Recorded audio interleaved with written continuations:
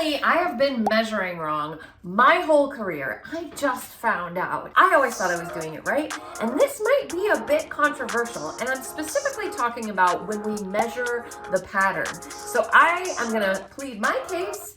I'm gonna tell you what I've learned and see which camp you are on and if you're measuring correctly or not. Let's get into it.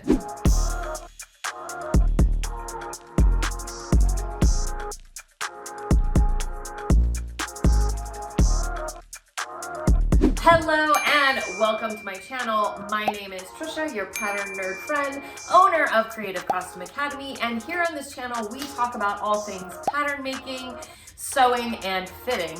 And today we're going to be talking about measuring. Yes, I have been taught to measure a certain way with my measuring tape when we are measuring certain parts of the pattern, because we can't make sure that our patterns line up and will fit properly if we aren't measuring certain parts of them, equating those measurements to match other pieces and working from them that way.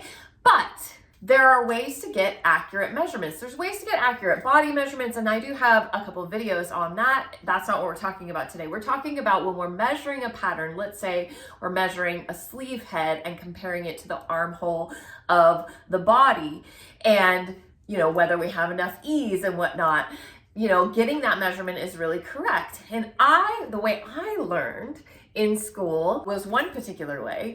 And then my friends Charlotta of Charlotta Pattern Cutting School and the wonderful Kenneth D. King have a different approach and are saying that this is absolutely the wrong way to measure and that you should measure this other way. So I'm going to share both ways of measuring, the way that I was taught and why I was taught it that way, and the way that Kenneth and Charlotta are measuring. And I think I might need to change the way that I measure. So I'd love to hear what you think.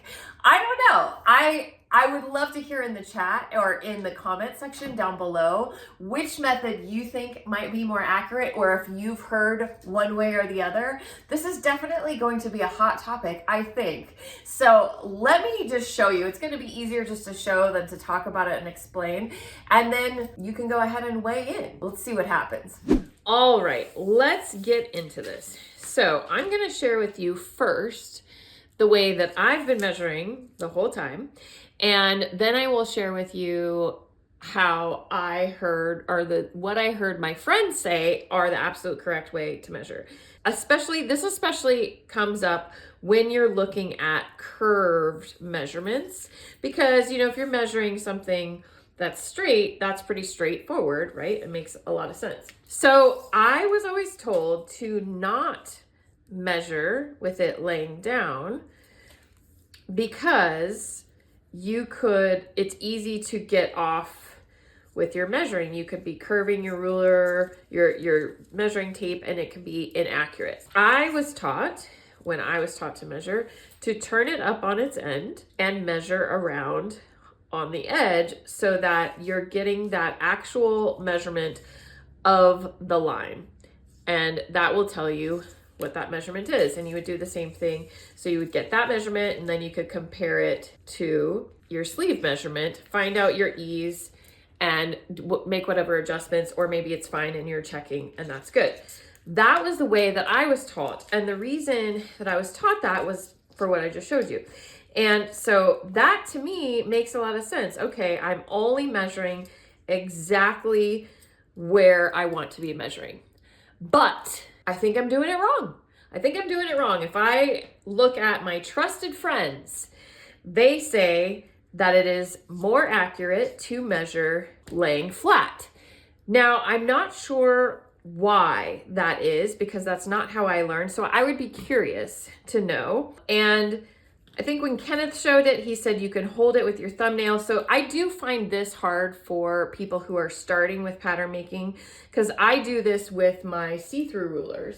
When I'm measuring something or I'm adding seam allowance, I can see where the pattern starts to pull away, and I'll rotate and keep that measurement the same along the edge. But maybe there's a reason that they suggest this and it's more accurate. So if you're doing it this way, see how the measuring tape starts to separate. It will start up here, then it starts to separate right here. from the edge of the pattern.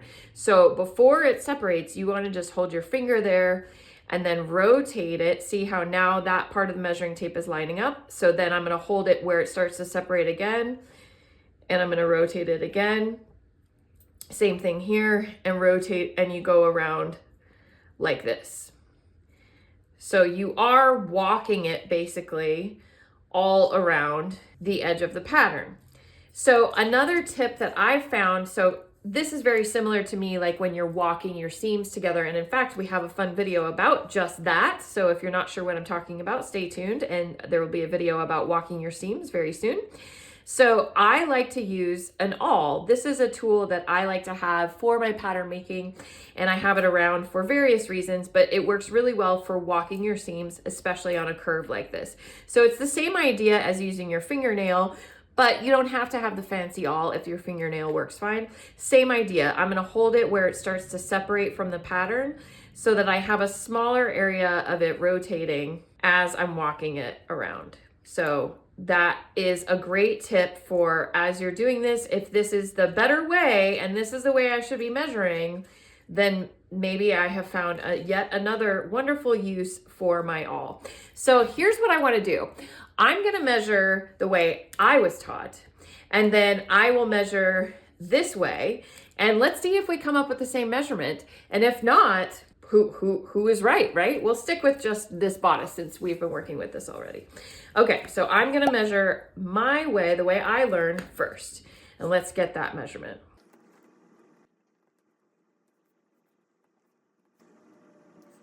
Okay, the measurement I got is about 7 1/4. So 7 1/4 for my way that I learned to measure.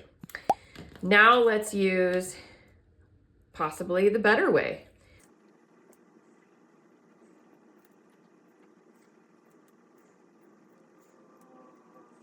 Ooh, I'm getting 7 and almost 5/8 doing it this way.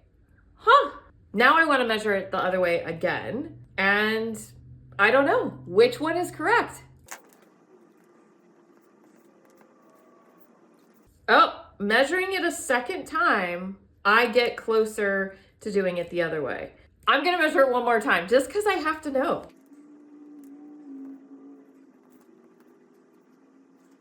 Okay, I get 7 1/2 the second time. So this is also to show you, no matter which way you measure, especially when you are measuring curves, I would definitely recommend measuring it at least twice and seeing if you get the same number, and maybe 3 times and going with the number that comes up twice, hopefully that they are close. So that is the 2 measuring methods, and I'll leave it up to you to decide.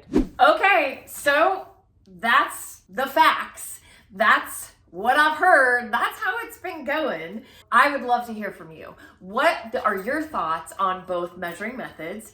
And is there one that you have been told is the absolute right way, and the reasons why? I really want to know, honestly, if I've been measuring wrong the whole time. Honestly, it's been working well for me, so I'm not too worried about it.